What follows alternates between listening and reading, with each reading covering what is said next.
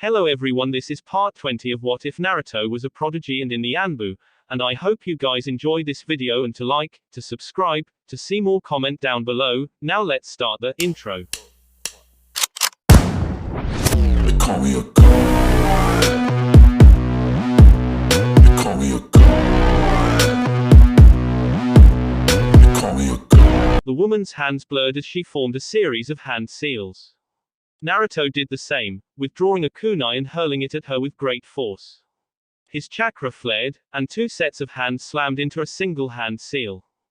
Kunai shadow clone technique. One kunai became 1,000 and they rocketed forward with enough power to puncture stone. The beautiful woman shouted something, and the earth around her rose up like it was made of water, grass and flowers ripping up as a spinning cyclone of mud surrounded her.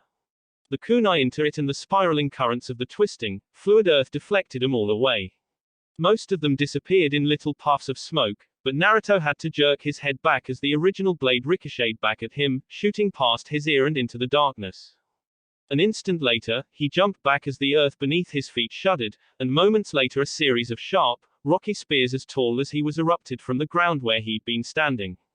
Naruto's hands hadn't been idle, however, and he channeled chakra to his mouth. The tenketsu in his throat burned as he molded fire elemental chakra, reared his head back, and then spat out a series of blazing streaks of fire. The woman's face appeared from amidst the spiraling mud that surrounded her and she pointed at Naruto in a grandiose manner. Little goblets of the watery earth paused in the air around her, and then shot at him with great force. She aimed them with precision, and each streak of fire that Naruto had shot at her was snuffed out by her own projectile attack, and the result of that left a series of hardened, deadly rocks rocketing for Naruto's head. Wind release. Great wind breakthrough. Naruto swept his arms out and a great gust of wind flew forward, throwing the shooting, fiery rocks back. They flared as the wind fueled the embers within them, and landed all around the garden. Some of them rolled into bushes and a small, flickering flame began to emerge from them. Naruto lowered his hands, looking at the woman intently as the mud fell down all around. It had left her untouched and pristine, and she smiled at him. She was very beautiful.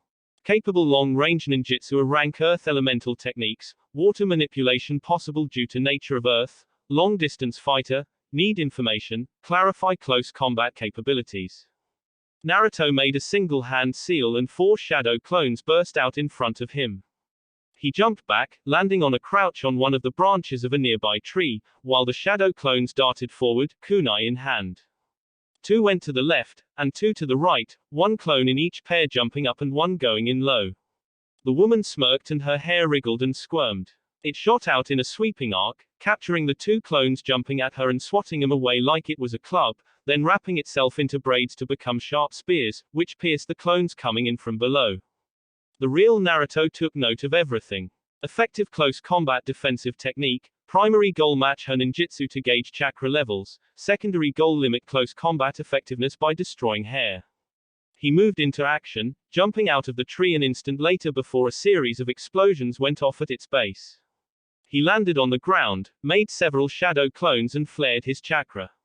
His unique method of folding chakra, known and used only by the third Hokage himself, strained his chakra circulatory network. He gathered his chakra before his tenketsu, folded it in on itself once, then twice, then 4 times, until it was dense, and his body burned. The air around him shimmered. A hazy miasma of blue had surrounded him, some of the excess chakra leaking from his tenketsu, and the small rocks, dirty and grass around him shook. As the tree behind him fell to the ground with a loud crash and more smoke began to rise through the air, Naruto began his assault. 3 shadow clones went to the left, jumping onto the branches of a cherry blossom tree. 4 shadow clones went to the right, running along the garden bed. 2 shadow clones advanced on her with a head-on attack. The original Naruto stayed at the back, his hands a blur as he shot through 32 hand seals in a matter of seconds. Earth release, earth flow river.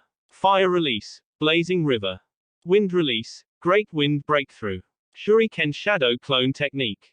The ninjutsu barrage from Naruto caused more damage to the beautiful gardens in the first few seconds than his opponent had done altogether. The earth before him began to liquefy and it surged towards the enemy with great force. Fire elemental chakra heated it up, causing it to become thick, bubbling, black tar, moving with no less speed for it, and steam rose from it as it burned through the earth. A great gust of wind shot out of Naruto's hands as he thrust one palm out, fueling the fiery river and propelling it even further, while his other hand threw a shuriken into the air in a lazy arc and the weapon glowed with a green light before it became 100, and they all pelted down to the earth with great force. The two clones making the head-on assault jumped up as the fiery river of tar raged forward beneath them, and the momentum of their jump brought them upon their enemy. Kunai glinted as they lunged, but the hair rose up and slashed them to puffs of smoke. At the same time, the woman screamed something as she held up her hand, and the raging hurricane of mud surrounded her, pushing against the raging torrent of tar. Water hissed and spluttered as mud and tar met, and great gouts of steam rose into the air, but the defense held. Then the shuriken bombarded the ground, not the enemy, whose hair had reflexively come up to shield herself, but the ground behind her. The lazy arc had caused the shuriken to clone right at the apex, and it was less of a wall of steel and more of a bombardment, a torrential rain of shuriken that slammed into the ground, blocking off a retreat. Two shadow clones launched at her from the left, kunai glinting. Her hair lashed out, slicing him up, and then it raced around to her right as 4 clones attacked. 3 used hand-to-hand. She dispelled one with a kick, dodged a jab and used her free hand to slam her palm into the clone's throat, while the hair cut the other one to ribbons. The 4th clone, however, managed to bring his hands upon the hurricane of mud. Something sparkled, and a lightning technique ripped through the earth technique like a blade through unarmored flesh. The mud technique began to collapse, losing as the blazing river of tar began to push it back. Nearby grass and plants caught alight as the tar began to advance, and the woman took a step back but then had to stop as the shuriken rained down behind her in a steady 3-second bombardment of sharpened metal. Her face was tightly pinched as she brought both hands up, reinforcing the mud technique and holding her ground. That was when the 3rd clone on the left attacked. It darted forward, a glowing, whining sphere of terrible blue light whirling in its palm, and it thrust the Rasengan forward. The woman's hair darted out in a panicked defense, but the powerful A-rank technique slammed against it. Sparks flew in the air, as if the hair was made from metal, but it was quickly ground down. With a terrible scream, something eerie and unholy, the luscious locks severed and burst apart in a puff of hair strands. The woman arched her back and screamed in absolute agony. Her concentration wavered and her defensive earth technique fell apart. She staggered away to the right, trying desperately to get away from the flowing river of tar, but it enveloped her, sticking to her like glue. She screamed again, and something sizzled and spluttered. Flesh blackened, blood boiled, and the woman's beautiful green eyes stared at Naruto in one last haunted look of horror before her very body caught alight and she disappeared underneath the black, oozing tar. 7 seconds after Naruto had finished his hand seals, the fight was over. Naruto lowered his hands, breathing harshly, his jaws set. His tenketsu still burned, but it was a good pain, one that he was familiar one, and one that he embraced. He strode over to where the twisted, burnt remains of the enemy Kunoichi had fallen. The blazing river of tar had pushed her to the other end of the garden, closer to the main gates of the fire palace, and the ground was still hot.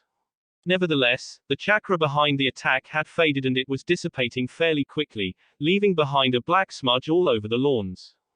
He hovered over the woman's body, or what was left to it. Her hair was gone, her skin black, twisted and often burned through to the bone. Her eye sockets were empty and part of her jawbone leered up at him. The smell was horrendous, and Naruto held his breath, clinically observing the remains. She was undoubtedly dead, but Naruto had fought against so many opponents who could regenerate or heal or shrug off attacks like those that the fact that the woman had fallen so easily surprised him. He shook his head and backed away, turning around to look at the fire palace. The eternal flame continued to blaze at the top of the castle, but it grew dimmer as the smoke from the rest of the city began to drift that way, partially obscuring it.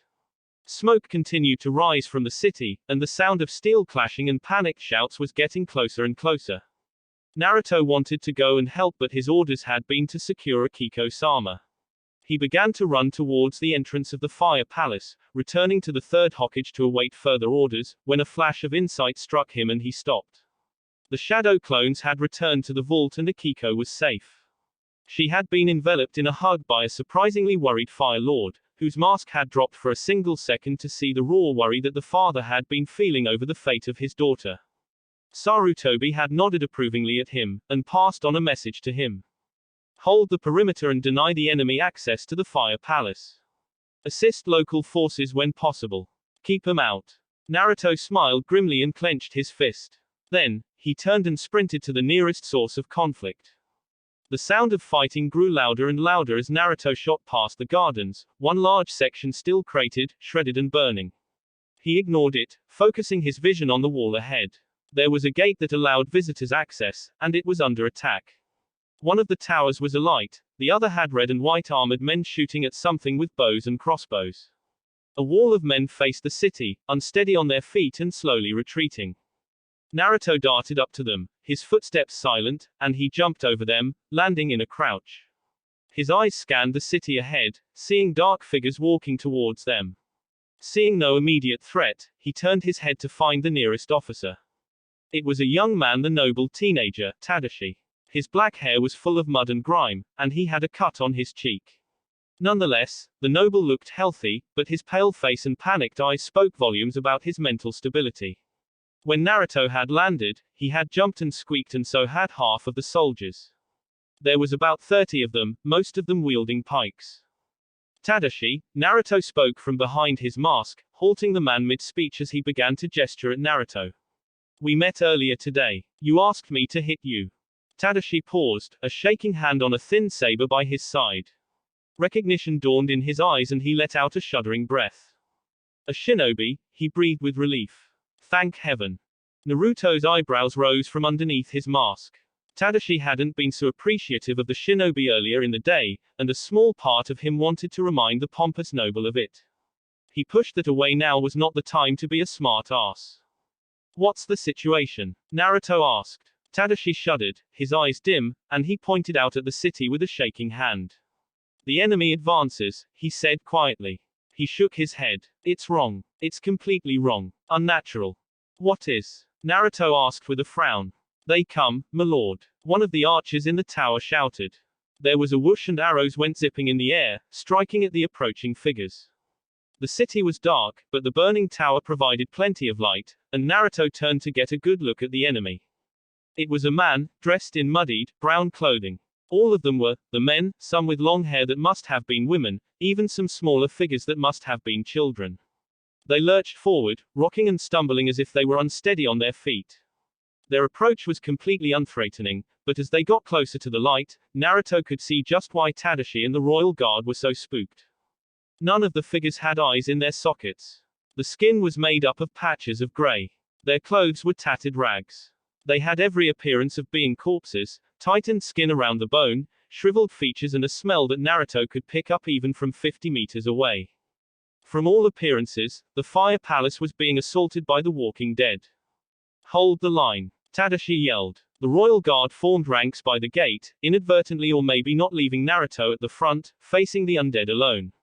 Hold the line. These abominations will not pass. His voice was shaking, but he held firm, and Naruto felt a sudden respect for the youth. Then, a flicker of movement caught his attention and he whipped his head around. From the shadows on the left came 4 of the undead, approaching them with an unseemly yet surprisingly fast gait. They silently launched themselves at Naruto, and the shinobi crossed his arms to block an overhead blow. It rattled on his arm guards as the undead reared back to strike at him again, but Naruto was too quick and he lashed out with his foot. The undead's knee simply collapsed under the force of the blow, a blow that had not been particularly powerful, and the rotting corpse fell to the ground. Naruto sidestepped his, bringing his hand back with a fistful of shuriken and then launching him at the second of the undead, peppering its face. The force of the shuriken sent the undead stumbling to the ground, while Naruto whirled around, his other hand by his lips. He blew a steady stream of flame at the third undead, and it caught alight, falling to the ground, and dead flesh and tattered clothes burned with a blue fire. The fourth caught a glowing Rasengan in the chest as Naruto ducked underneath a swipe of its rotting arm and thrust his outstretched palm forward, the Rasengan forming in an instant. The undead's chest caved in and the power of the technique blew it back. It tumbled and rolled along the ground, striking one of the approaching, lumbering corpses and slamming it into the ground. Naruto withdrew back closer to the lines of royal guard, ignoring the wide-eyed look that Tadashi gave him. They're not so tough, he remarked quietly. He formed some hand seals. A few techniques should clear them right up. No, you don't understand. Tadashi said with a half moan of despair. They don't die. He gestured to the four undead that Naruto had just put down, and the young, blonde Anbu could see that they were staggering to their feet. Blackened flesh on one of them was slowly replaced with wrinkled, gray rotting flesh. The caved-in knee from the undead Naruto had kicked popped back out, while a fistful of shuriken clattered to the ground. They lurched to their feet, their hollow eye sockets somehow looking at him, and Tadashi groaned. What technique is this? Naruto wondered out loud in fascinated horror. He shook his head, took a deep breath and focused. After a moment, he smiled grimly underneath his mask. His chakra flared, he folded it thrice and his tenketsu burst with excess. A miasma of hazy blue light surrounded him. The armor of the royal guards behind him rattled, somebody yelled something, but Naruto ignored it as he flipped through a series of hand seals. Earth release, rising stone spears. Earth release, rising stone spears. Earth release, rising stone spears. The same technique, multiplied 3 times with all of the power that Naruto could channel, made the ground rumble and groan in protest. The pavers and cobbled stones creaked and cracked. One of the royal guards fell to the ground in a ringing clang of metal on rock. Naruto knelt down, slammed his palms on the ground and focused.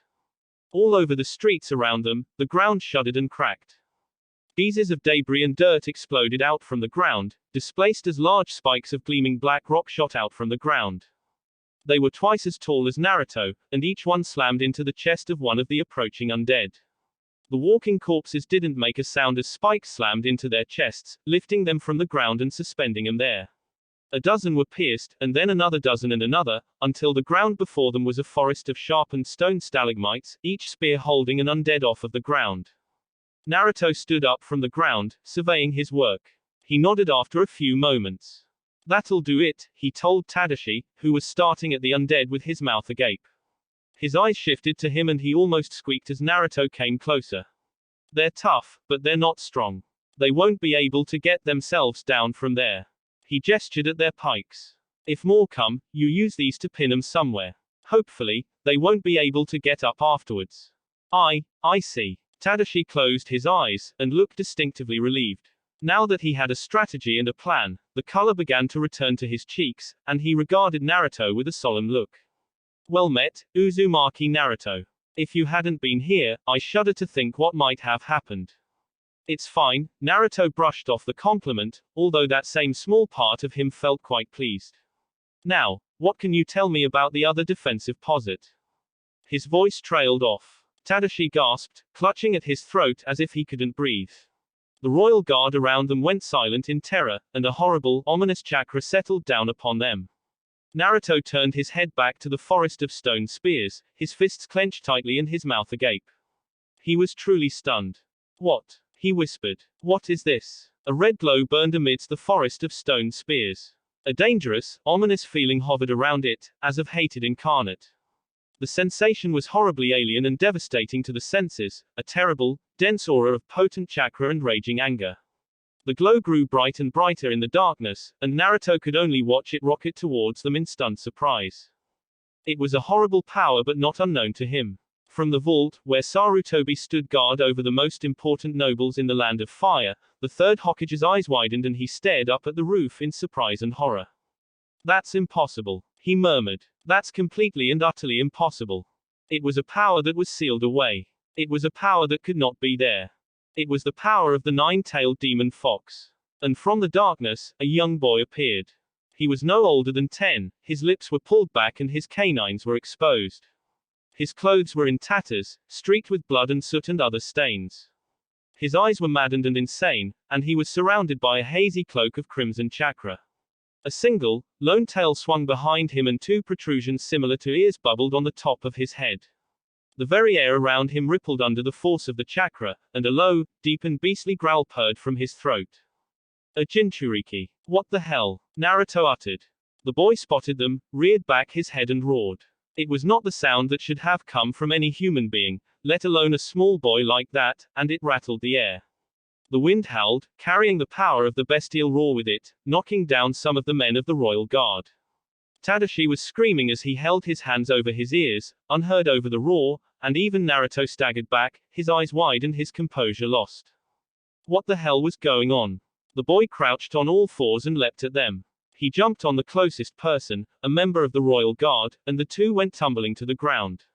The boy perched on the man's armor, the bubbling chakra melting away the metal and making the panicked man scream in pain. A crimson-shrouded hand rose and lashed out, splitting the man's face open in a spray of blood and a last, single gurgling scream. The boy howled in joy and jumped at another guard, blood dripping and sizzling on his hand. The guard fumbled with his pike and stabbed at the vicious boy, but metal and wood splintered and shattered, and the guard went down under a pile of limbs, crimson light and vicious howls of fury. A sword flashed through the air as Tadashi leapt forward, slicing at the boy, but the blade clashed against the chakra shroud in a shower of sparks and the metal snapped and bent. The boy looked up and Tadashi scrambled backwards, but the vicious Jinchuriki was on him, raising his hand again as the tail behind him speared the fallen guard in the chest. And then Naruto was there, punting the boy in the face with all of his strength. Something snapped and cracked, Naruto's closed fist breaking bones and shattering teeth, and the boy reared back, screaming in agony. A metallic voice howled alongside him, but it was interrupted as Naruto gave it a vicious kick in the knee and then the blonde Anbu jerked back, doubling over in agony. His stomach was burning. Naruto looked up, his sharpened teeth biting into his lip.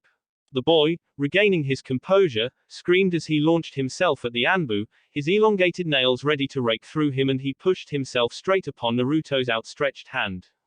The whirring Rasengan caught the boy in the chest, and the chakra shroud let out a high-pitched shriek as it tried to repel the technique. It was too powerful, however, and the boy was propelled backwards into the wall, the chakra shroud around him scattered and broken.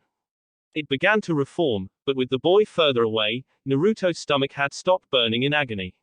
He straightened up, ignoring the currents of pain still shooting through his abdomen, and made 3 hand seals. Earth release, rising stone spears. Before the chakra shroud could reform, 3 sharp spears of stone burst from the ground and struck at the boy leaning against the crated wall. They pierced him in the groin, the heart and the throat, slamming him against the wall and holding him there. The child choked, the crimson power wavering, and the miasma of potent, demonic chakra around him broke and disappeared.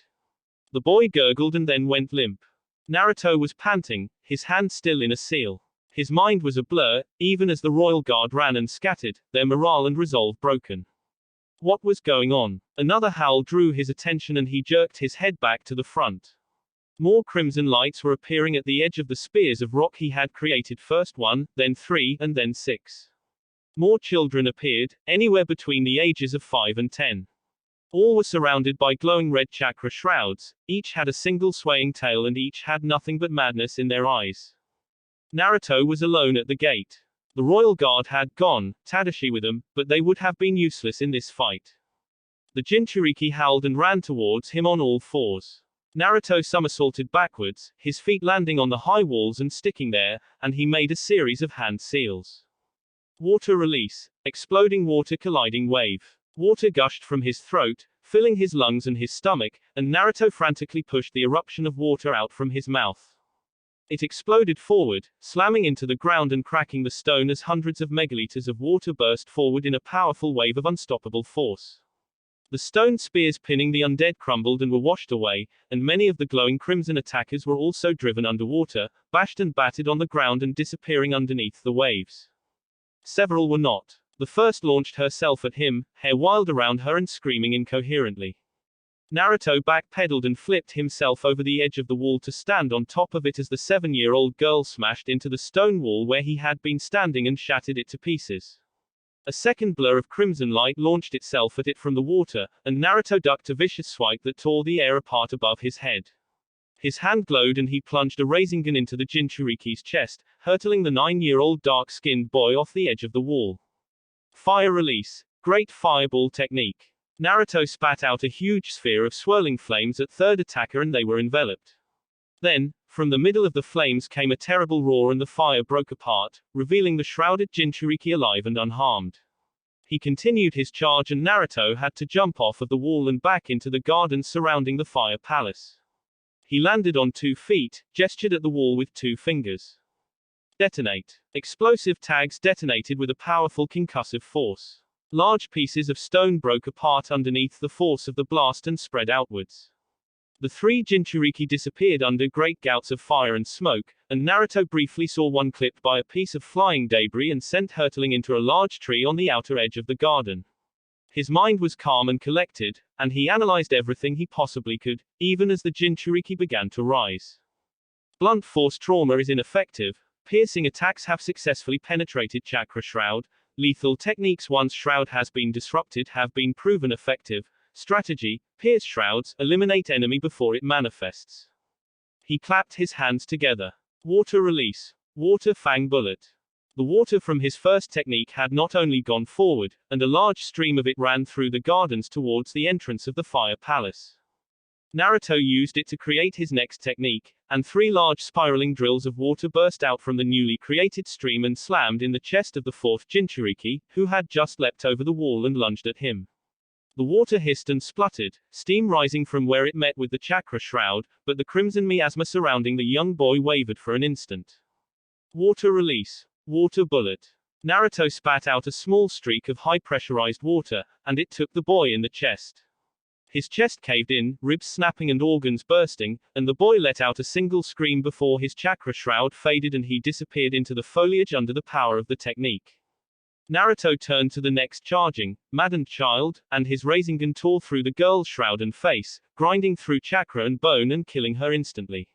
A third died as Naruto used the same Rasengan to slam it into her stomach, then grabbed a fistful of her hair and viciously pulled it back. He slammed a kunai into her throat, ripped it open, slapped 4 exploding tags on her face and then threw her to the side, right into the path of another one. The tags detonated, knocking the other Jinchuriki off course and sending him rolling through the dirt. This one was barely past his toddler years, but his eyes were as mad as the others, and Naruto slammed a Rasengan into its chest and brought his foot down on its neck. His heart was stone, his face behind his mask blank and his eyes hard. The Jinchuriki came and Naruto defeated them, one by one. They had a strong, terrifying presence but they were in essence just children. They were all savagery and instinct, but they were sloppy and unskilled. Although there ended up being over a dozen of them, none of them fought as a team.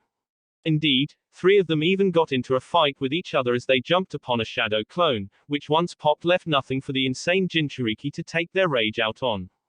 5 minutes after they had appeared, there were 14 broken, little bodies lying around the gardens, and a single bloodied masked Anbu operative standing in the middle of them. Naruto was breathing deeply, and his stomach still burned. He pushed it all away, his senses hypersensitive, and could not miss the approach of another. It was a man, with spiky dark brown hair held up by a piece of cloth wrapped around his forehead. He had dark eyes with white streaks them, and his lips were curved down in a perpetual frown. He wore a brown robe with a white stripe through it, and carried a long wooden staff with a metal head in one hand, and wore a set of 3 metal claws on the other. He was looking at the fallen bodies of the Jinchuriki with a frown, shaking his head in disappointment. Clearly, they were not up to facing a shinobi of your caliber, the man said. He gazed upon Naruto, taking in his torn cloak, dented armor and blood-splattered mask. His lips twitched. You've become very good at murdering children, Uzumaki Naruto. Who are you? Naruto demanded. My name is Kazuma, the man introduced himself. He gripped his staff. Former member of the 12 Guardians, survivor of the 15th Fire Lord's coup d'etat, and bringer of the truth. He pointed the staff at Naruto. Stand down, and you'll survive. I've just slaughtered your Jinchuriki, Naruto said flatly. He gripped a kunai and took a step forward. You don't scare me as much. Them. Kazuma scoffed. Please. As if I expected the 3rd Hokage to fall to that level of opponent. No. He shook his head, giving a dark smile. No, my most powerful weapon has yet to enter the field of battle. I actually thought that the tier -1s would be able to pierce the Fire Palace defenses. He gave Naruto a considering look. Clearly not. What do you want? Asked Naruto, his jaw set. Revenge, Kazuma answered almost immediately. I am a loyal member of the 12 Guardians, the last witness to the murder of the true Fire Lord. He was a great man, slain by treason and treachery. The Hokage and the fraud have much to answer for. He lifted up a hand, the 3 claw wrist blades glinting. This is the start of something new, Kazuma proclaimed. His voice was thick with an almost hysteric-like quality. This is the start of the end, the fall of the hidden village and their monopoly on the world. He glared at Naruto. With this act of violence, I bring peace, first here, to the land of fire, and then to the rest of the world. The feudal courts will rise up against their oppressors. For true peace, there can only be one key. His voice was cut off, and his eyes widened. A blue light flashed at the end of his staff wind elemental chakra and he swung it with a speed and force that even Naruto would have had trouble dodging. Something or somebody had appeared by his side, a single hand reaching out, and the staff struck them. And continued on swinging. Kazuma's eyes widened even as the momentum of his blow overbalanced him. The figure next to him reached for him, the arm passing through the outstretched arm and down through the shoulder and into the chest as if the figure was a ghost. It wasn't a ghost. There was a sudden, terrible cracking noise.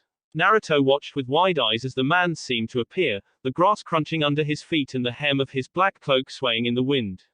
His hand was lying right in the Kazuma's chest, and with a terrible flex of muscle, blood spurted out of Kazuma's mouth.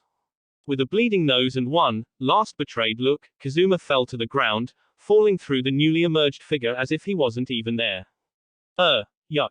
The man exclaimed. His dark robes flapped in the wind, his spike, black hair swaying on top of his head, his face covered with an orange swirling mask. The man shook his arm a few times, small splatters of blood falling onto the ground, and he looked up at Naruto. Then, with a cock of his head, he made the peace sign. Hey, Naruto. Toby. Kanoshi was burning. Fires had spread from different parts of the city, merging over near the business district into one large conflagration. Smoke rose into the air, brushing against the hazy purple barrier that surrounded the large city. Normally, the Royal Guard and military police would have been on the fire in an instant, dousing the flames with carefully placed water techniques. However, the city had been emptied of most of the shinobi, and what was left of the Royal Guard battled against the forces of Kazuma, leader of the revolutionary movement against the 3rd Hokage and the 15th Fire Lord. The same Kazuma that lay prone on the ground in the gardens of the Fire Palace, a trickle of blood leaking from his mouth, his face still twisted up in surprise. A man stood over him, dressed in a full-body black robe. He had spiked black hair and his face was obscured by a spiraling orange mask. His gloved hand was slick with blood. A shinobi stood opposite him. This boy wore a gray armored vest, and long, dark pants. His arms were bare, and a crimson spiral had been tattooed on his right shoulder. His spiky blonde hair rose above the white, patterned ceramic mask that covered his face. Naruto Uzumaki stared at Toby in stunned surprise. His eyes flickered down, assessing Kazuma's corpse. It was real, and the man was definitely dead. He surveyed the areas around him. The last vestiges of the rapidly fading demonic chakra of those impossible Jinchuriki pervaded his senses, but he couldn't see, hear or sense anybody else around him. Toby, Naruto's voice trailed off.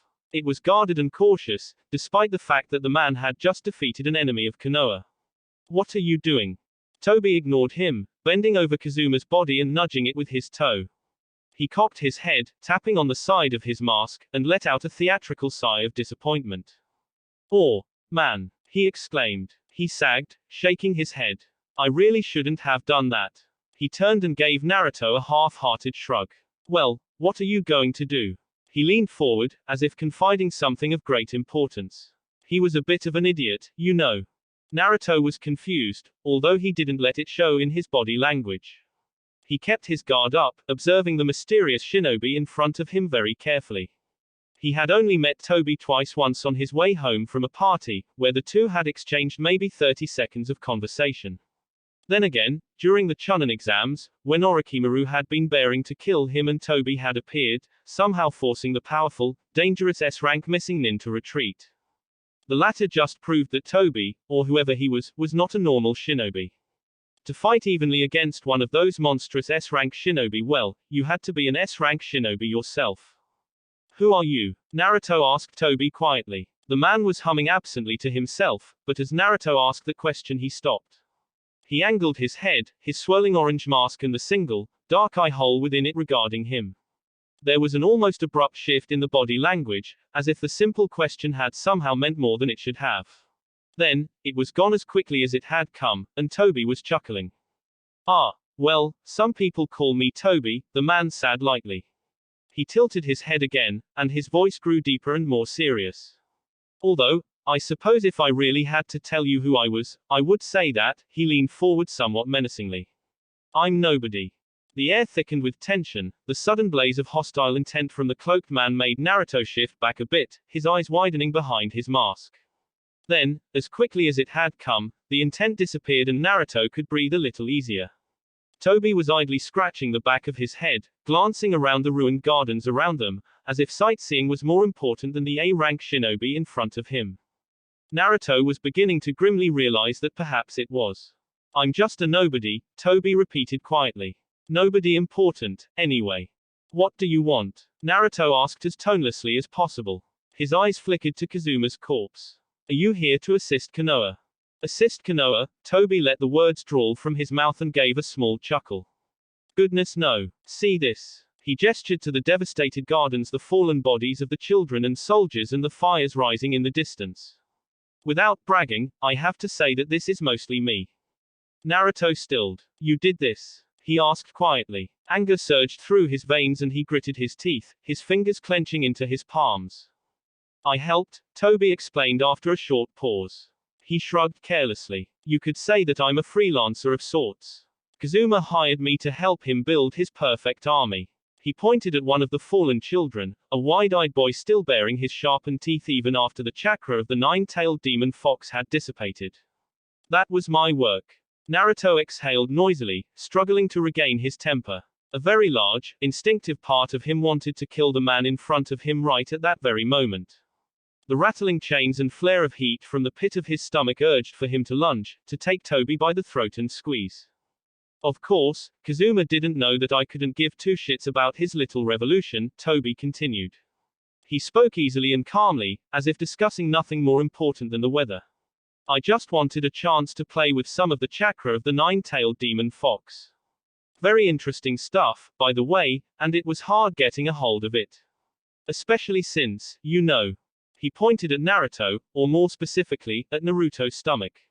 Naruto's hand came up to instinctively shield his belly from the masked man's gaze, and the embers of fire burning at the pit of his stomach grew stronger and the chains continued to rattle. Still, there was enough left over from the fox's attack on Konoha, and if you tweak it just right, it can start to replicate itself. Toby spread out his arms.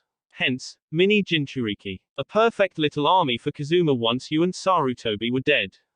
With Konoha's Jinchuriki gone, the village wouldn't be able to stand up to him, or so he reckoned. He kicked Kazuma's body. Moron, Toby said just a tad darkly. As if his revolution would have changed anything. If you didn't care about his revolution, why did you help him? Naruto asked quietly. The information that this masked man was handing out so casually was what had kept Konoha's Department of Intelligence occupied for the past few months. For Toby to be explaining anything at all was either misinformation, or, as he had said, the orange-masked shinobi truly didn't care at all. Why did I help him? Toby echoed the question. He hummed to himself, sounding thoughtful as he paced on the spot. Well, there's a long answer and a short answer.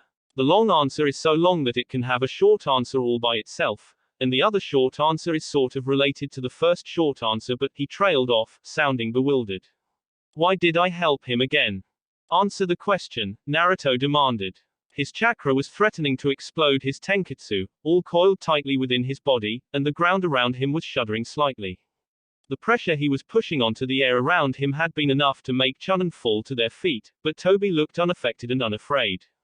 Well, the long answer is, Toby trailed off, and once again his rather light-hearted voice deepened and became deadly serious. I did it for peace. Peace. Naruto repeated the word. He looked around him, feeling the faintest surge of disbelief. This is peace. You can't make an omelette without breaking a few eggs, Toby rattled off, waving Naruto's comment off dismissively. His tone was again light-hearted.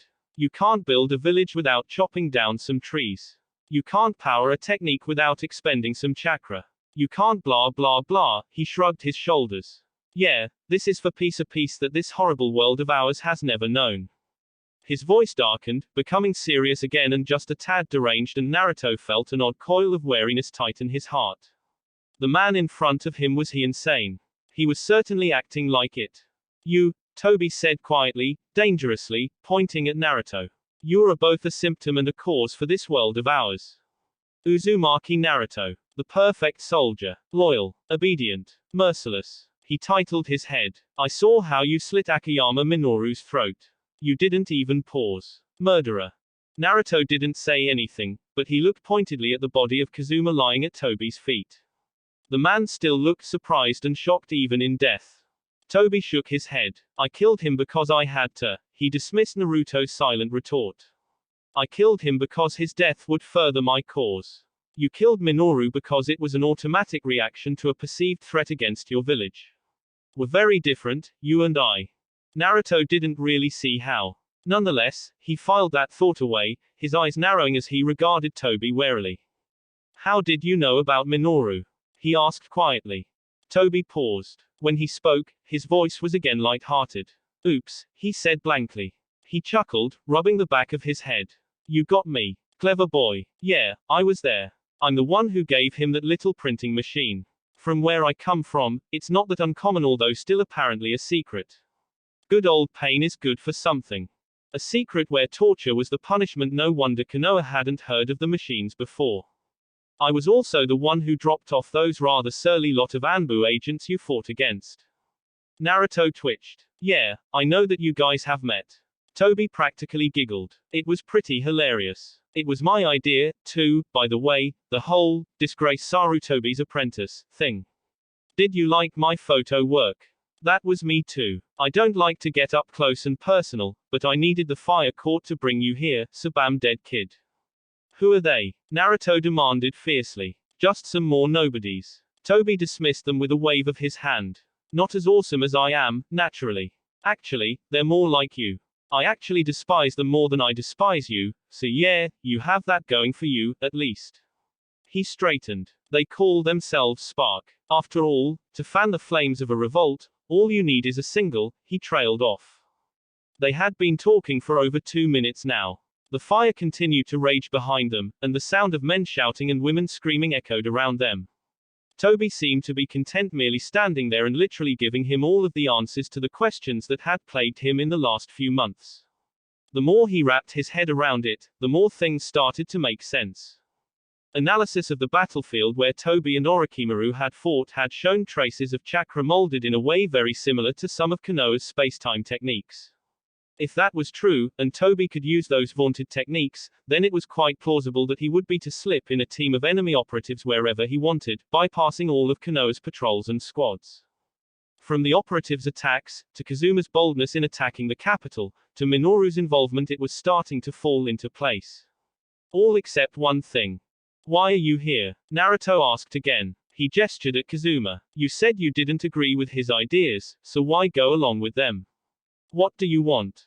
Like I said, Toby began patiently. I want peace. He paused, and then shook his head.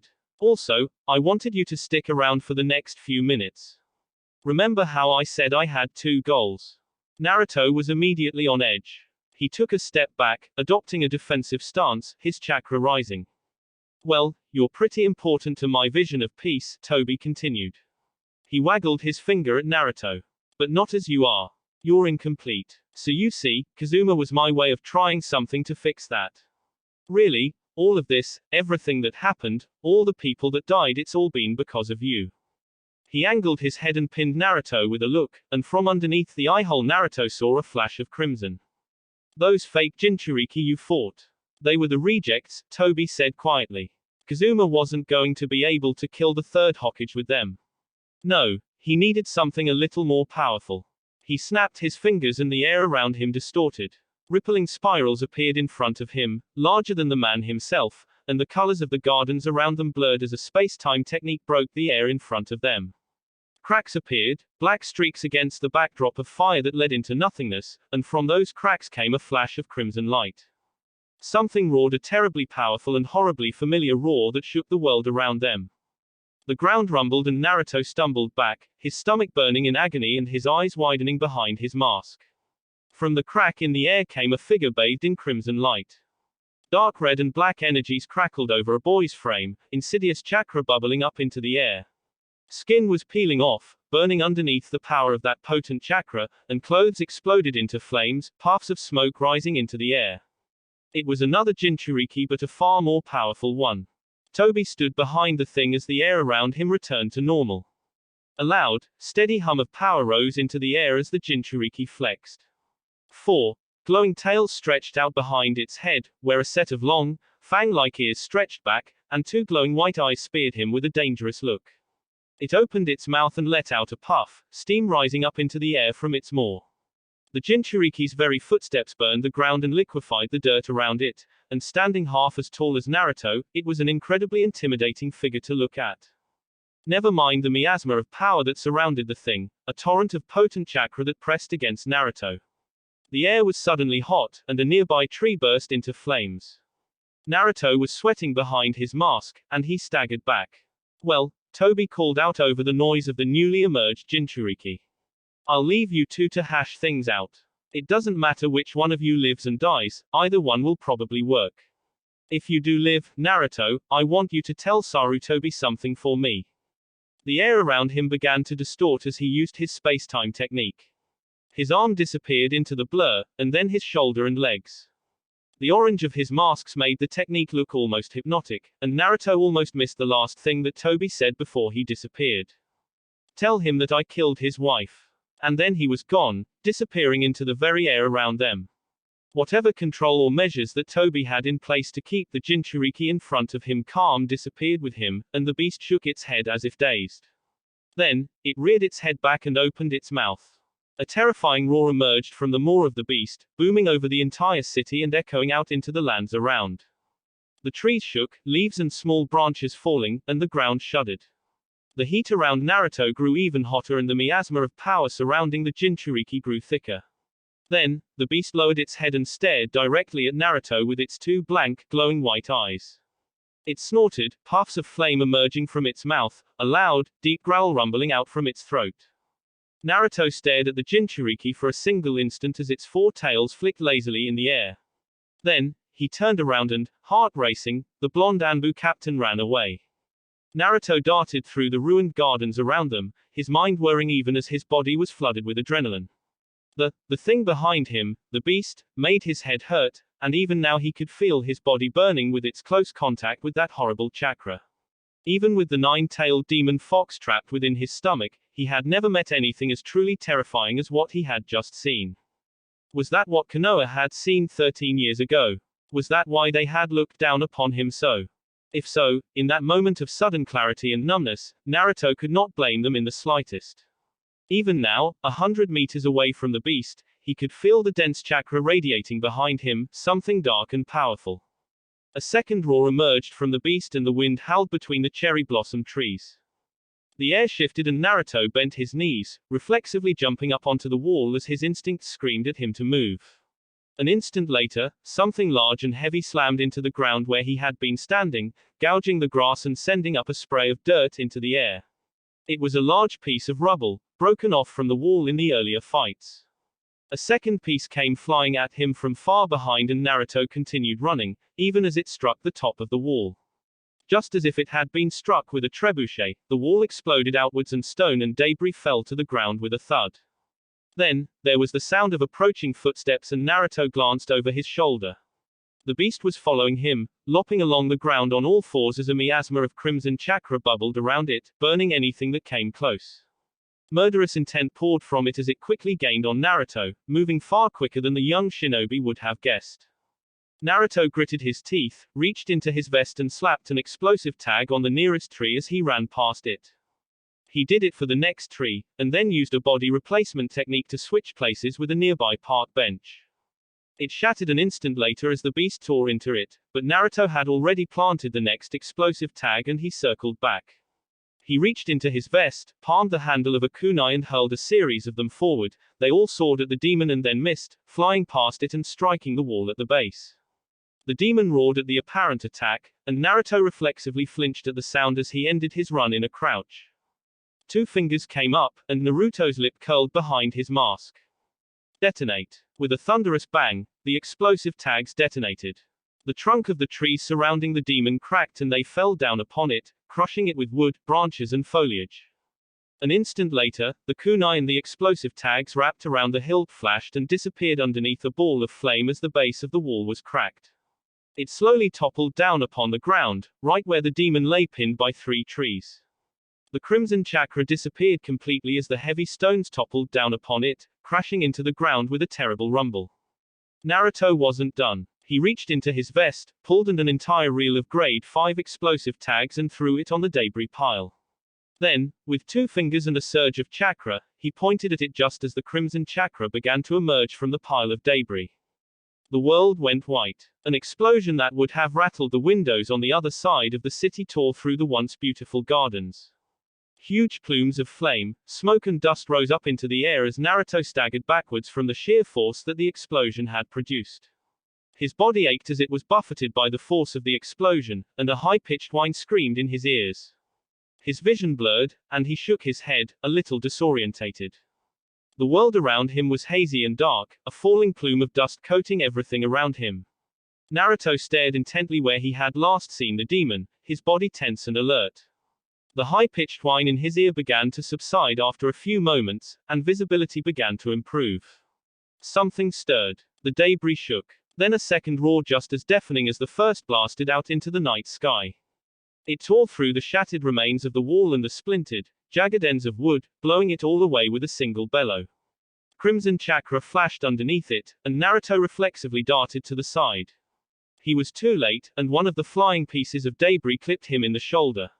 He spun about as something cracked, crying out in pain only to be silenced as he slammed into the ground with a thud, bouncing along it for several meters until he came to a stop. He groaned, raising his head, and watched with bleary eyes as the demon reared its head back. Something flickered in its brilliant white maw, and Naruto flinched. He channeled his chakra and slammed a single hand down on the ground, pouring in as much power as he could into the next technique. Earth release, rise of the Titan. It was shoddily done, but the ground rumbled and a giant arm of stone burst from the ground. Its huge, rocky palm faced towards the demon, its thick, stone fingers shielding Naruto from its view. An instant later, a blazing streak of fire slapped against it and then another, and another. A dozen came, and then a dozen dozens, hundreds of them all in the matter of seconds. Each streak of fire chipped a little bit of the stone away and within a matter of seconds the giant arm of the Titan had been reduced to rubble. Naruto was no longer there. The demon roared in frustration and slapped its hands on the ground. The ground shuddered and Naruto, hiding within the dirt and making good use of the underground excavation technique, held himself very still. He was breathing quickly and his shoulder hurt. Then, the dirt around him shuddered. It shuddered again and light began to peek through muddy depths below him. Naruto's eyes widened and he burst out from the dirt in an instant, jumping up and away. Two glowing claws erupted from the earth an instant later, following him on arms that weaved around like serpents. They were impossibly long, and as Naruto darted to the left and jumped away from a swipe that rippled the air around him, he saw that the demon had placed both its arms into the ground right up to its shoulders.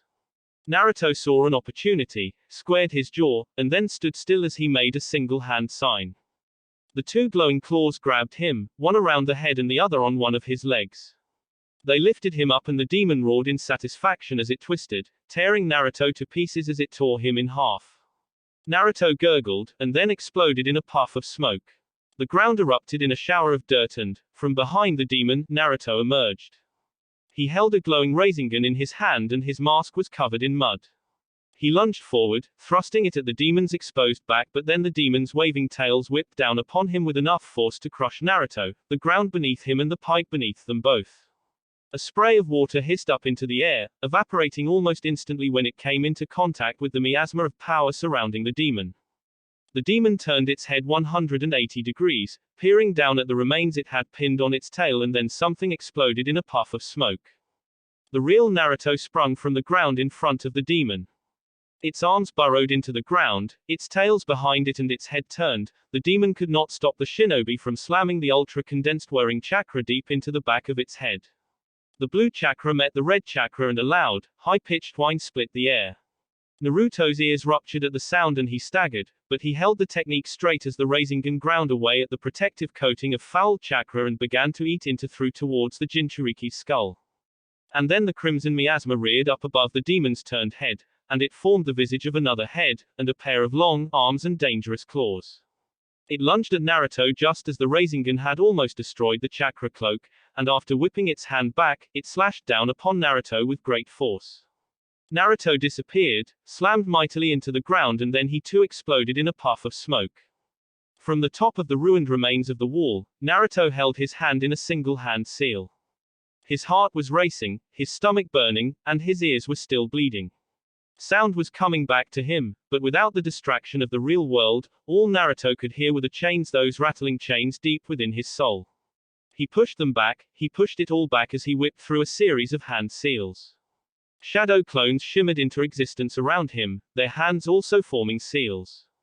Earth release, earth flow river. Fire release, blazing river. Wind release, great wind breakthrough. Lightning release, electromagnetic murder. The ground rumbled this time from Naruto's influence as he and his 3 shadow clones bombarded the distracted demon with their long-range ninjutsu. The earth around the Jinchuriki softened and surged forward, slamming against the glowing crimson figure.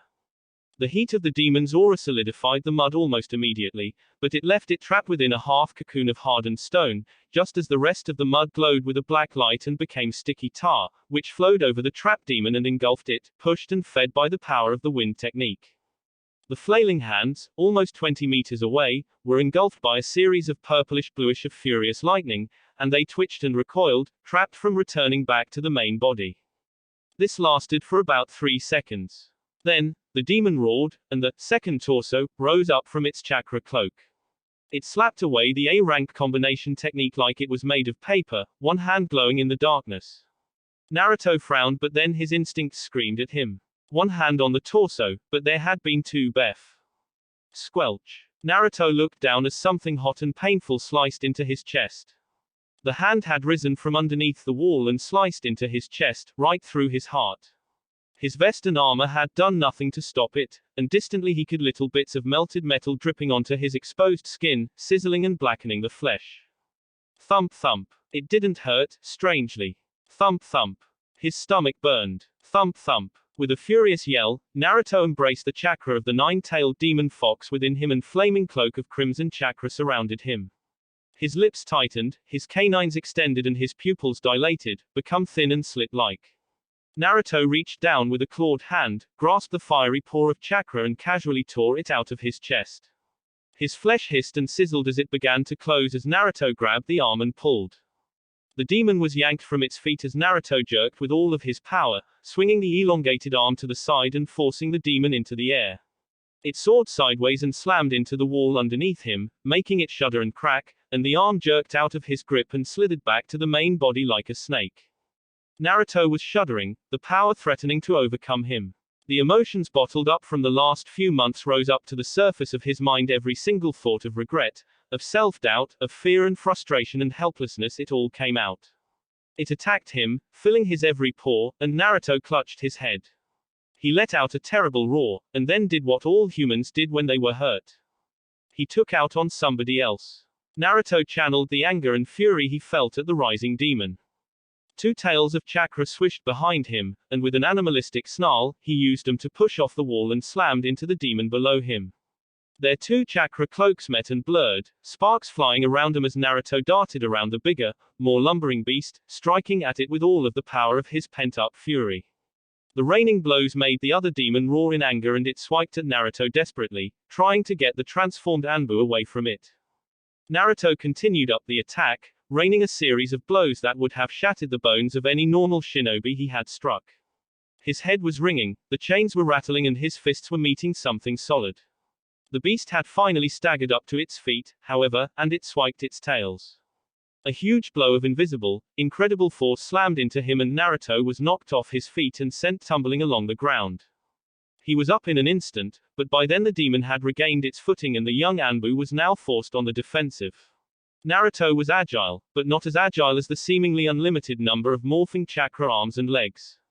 Its 4 tails spread out behind it and its maw curved into what could only be a wicked smile as it attacked, battering Naruto around with incredible ease. It was surprisingly nimble and Naruto blows were now barely phasing it. Naruto lunged, clawed hand extended, and drove a fist at the demon's face.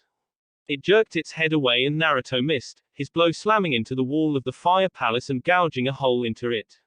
An instant later he ducked, as the claw of the glowing demon took the entire wall out in a shower of splinters. Naruto felt a growl rumble in the back of his throat. His stomach continued to burn, and more power was spiraling out of the seal and forming around him. He gurgled and collapsed on all 4s, staggering back. His teeth grew, molars falling out, other sharpened teeth replacing them. Bones creaked and groaned as the corrosive and potent power of the nine-tailed demon fox surged through him, far more power than he had ever used before. He clutched his head, breathing harshly, and managed a look behind him. Three tails lazily waved in the air behind him. Thump thump. Something beat in his chest, something other than his heart, and a searing flash of pain shot through him. Naruto screamed, and a terrible yowl rose into the air. His vision was growing red, but as he hunched on all fours he could see that the skin on the back of his hand was starting to peel, revealing surging dark crimson veins of power below. Thump thump. The chakra of the other demon scorched the air around him as it attacked, but Naruto could barely see it. His vision was made entirely of red, but his body moved reflexively, blocking blows. Every time his body came into contact with the other beast's chakra, though, his vision got just a little bit darker, and the rattle of chains grew louder and louder. Thump thump. His vision was completely red. He couldn't hear anything. His body had been consumed with flames, and he felt nothing. All he could taste was the acrid taste of burning blood and fire. Thump thump. Thump thump. Thump thump. Thump thump. His eyes shot open. He lay on his back on a wet, stone floor. The air above him glowed with a faint red light, and a foul wind breathed over his face. His body was too weak to move, and his mind was too exhausted to try, but nonetheless he forced his head to the side. Giant golden bars rose from the ground and stretched up into the darkness. The nine-tailed demon fox curled up behind the cage, large tails wrapped around its body, its head resting upon its paws and its terrible eyes staring right down at him. Thump thump. The noise reverberated throughout the chamber. Now that he was closer to it, it sounded like a heartbeat. Dazedly, Naruto saw the nine-tailed demon fox's chest rise up and down once. Thump thump. It rose again. Resonance is occurring, the fox spoke. Its voice boomed in the room, but it also sounded very far away. Reunion is at hand. One way or another, I am to be whole. Something cold and hard slithered up Naruto's leg. The sound of metal striking upon stone occurred close to his head. Something else started creeping up his arm. What a disgusting man he is, the fox said. Hatred rumbled deep within its throat. What an abomination he has created. Whatever was crawling on him wrapped hard around him, and his bones creaked. Something pulled at him, and Naruto was forced over the ground. His fingers scrabbled about weakly, trying to stop it, trying to do something. The fox watched with no recognizable emotion in its giant, crimson eyes. What an abomination you have created. How I loathe you, Shinobi, the fox spoke again. His voice was very faint this time, and Naruto could barely hear it. How pathetic and loathsome you are. Naruto finally recognized what had grabbed him. Rusty, corroded and greedy chains, stretching out from the depths that lay at the very edge of the giant cage. His fingers gripped at the edge of the pit, his nails splitting and breaking as he failed to maintain his hold. He fell, the wind that rushed past his head feeling more like water. How pathetic you are, falling to your own insecurities. Truly, you are an abominable creature, Uzumaki Naruto. The fox's voice grew faint and then faded away as the crimson light at the edge of the pit began to shrink. Naruto kept falling, the chains pulling him down, and although he was there, he was also outside too, watching what was happening in the real world almost as if he were a bystander. Two terrible beasts faced each other. Each was surrounded by a miasma of glowing, bubbling crimson chakra. Each crouched on four legs, each had four tails waving behind them, and each had soulless white eyes and a gaping maw that stretched on for eternity. The air around them hissed and spluttered, small crackles of lightning popping, and the smell of ozone reeked from the devastated gardens and battered palace wall. Naruto stood between them, watching with disinterested eyes.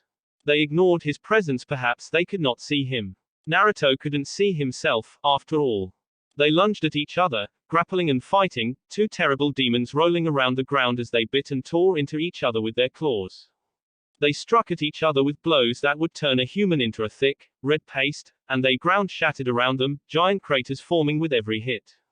Water spurted from the broken pipes, bubbling to the surface, and much of it spluttered and hissed as it evaporated on contact with the terrible power that lingered in the air. One of the demons himself, Naruto realized dully, although he couldn't tell how, he knew that picked up a large chunk of broken masonry from the walls and threw it, and the 3-ton projectile slammed into the other demon.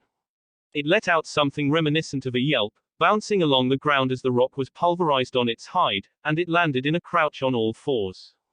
Fire burned in its maw and threw out a searing wave of chakra that swept through the gardens.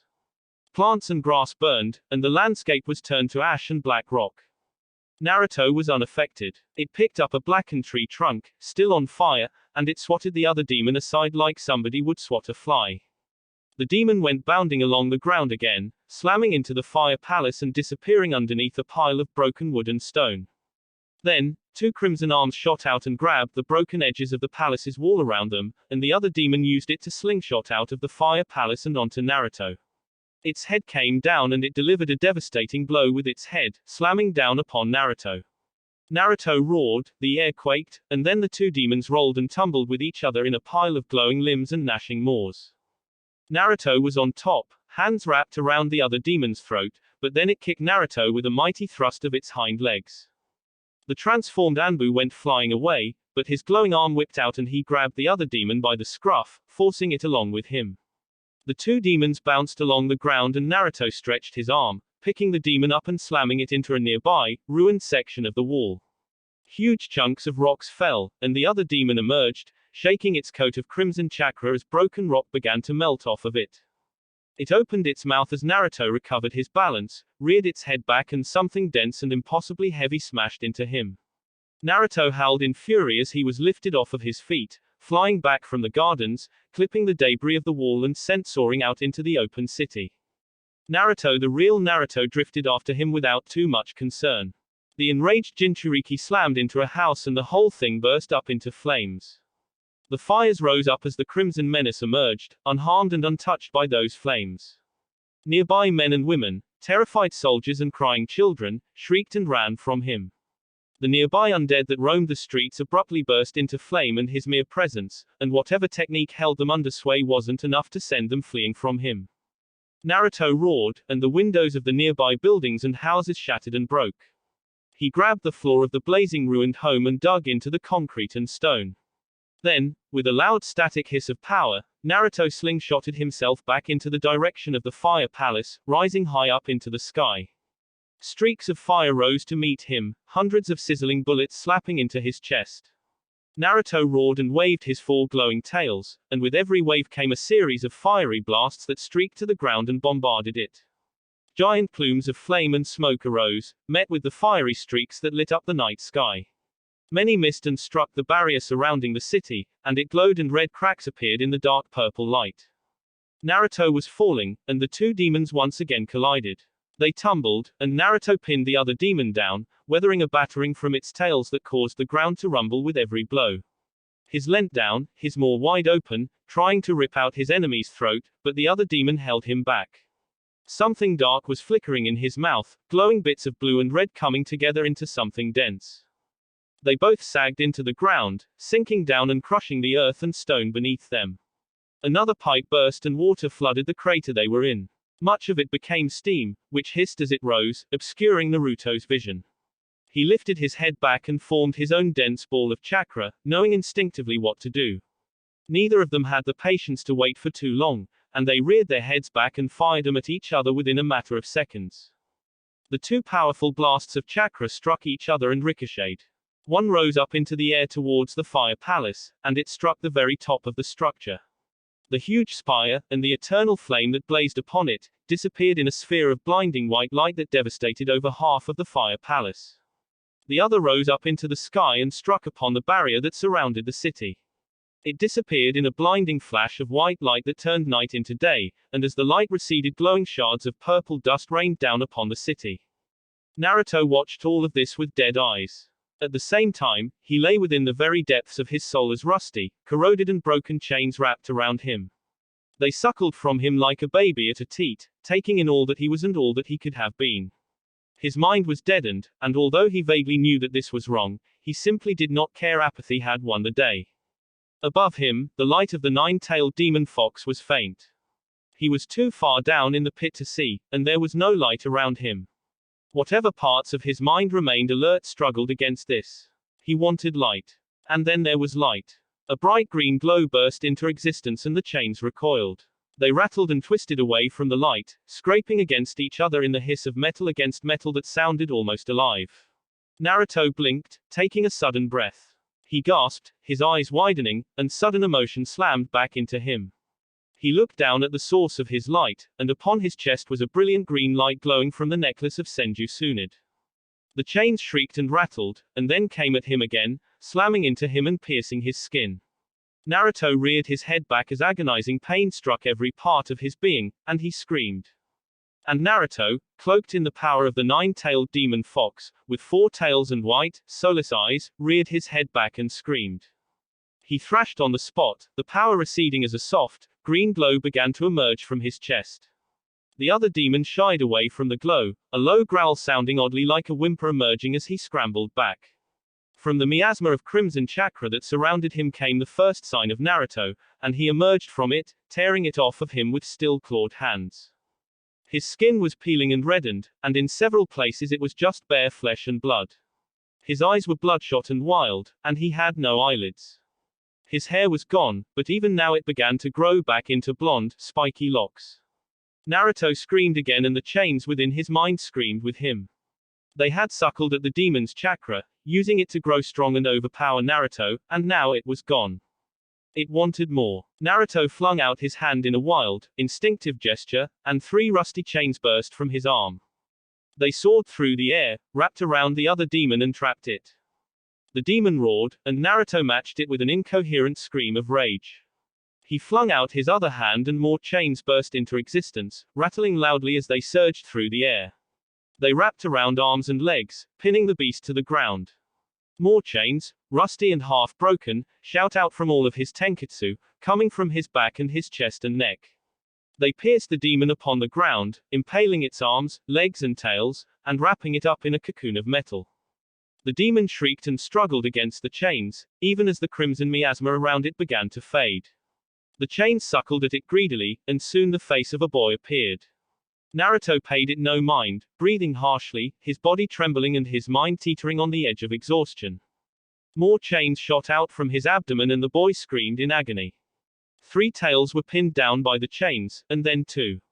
Then there was only 1, and the boy let out a final scream of pain before it too faded away. The chains tensed, and then they shattered into showers of sparks and metal, which disappeared into wisps of dark, foul smoke. Naruto knelt on the ground, and then fell down. His eyes shut. Deep within his subconscious, in the large cavern where the 9-tailed demon fox had been imprisoned, something was happening. The chains rattled and chinked in their pit, which was alight with a fiery reddish-blackish glow.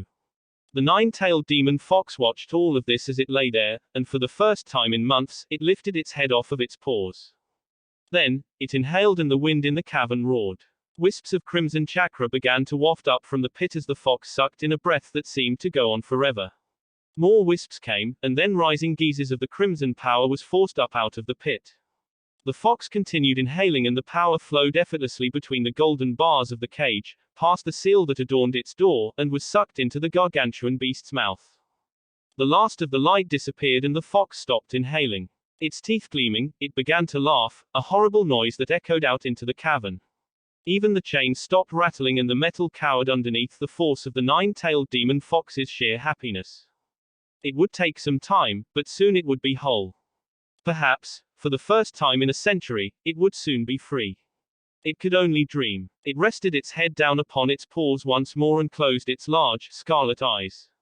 That will be it for this video. If you want more, comment down below, like, subscribe. And see you guys later.